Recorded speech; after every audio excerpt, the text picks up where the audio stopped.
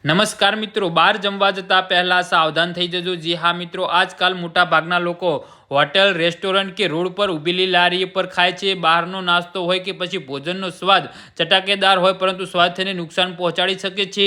આવી સ્થિતિમાં બહારનો નાસ્તો કે જમતી વખતે કઈ કઈ બાબતોનું ધ્યાન રાખવું એ વિશે મહારાષ્ટ્રના food and drug administration commissioner Tukaram મુંડેએ 4 વાત જણાવી છે।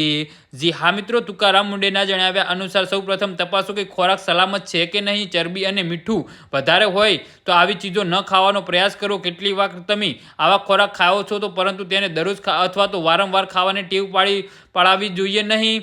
સાફ સફાઈ અને સ્વચ્છતાનું ધ્યાન રાખો। ગંદકી ખોરાકને દૂષિત કરી શકે છે, ફૂડ પોઈઝનનું જોખમ વધારી શકે છે। જમતા પહેલા રેસ્ટોરન્ટ રજિસ્ટર છે કે નહીં, લાયસન્સ ધરાવે છે કે નહીં તે તપાસો। રેસ્ટોરન્ટનું તેનું લાયસન્સ અથવા તો રજિસ્ટર સર્ટિફિકેટ એવી જગ્યાએ હોવું જોઈએ જ્યાં ગ્રાહકોને તેને સરળતાથી જોઈ શકે। ચોથી વાત તો એ છે કે તમારી ઉંમર અનુસાર યોગ્ય ખોરાક પસંદ કરો। એનટીવી સાથેની વાતચીતમાં તેમણે કહ્યું છે કે આપણે શરીરને જેની જરૂર છે તેવી ચીજો ખાવી જોઈએ, નહીં જે ખાવાનું મન થાય તે। જી હા મિત્રો, તો આના વિશે તમારું શું કહેવું છે તો નીચે અમારી કમેન્ટ બોક્સમાં જરૂરથી જણાવજો અને અમારી યુટ્યુબ ચેનલને સબસ્ક્રાઈબ કરવાની ભૂલતા નહીં। ધન્યવાદ।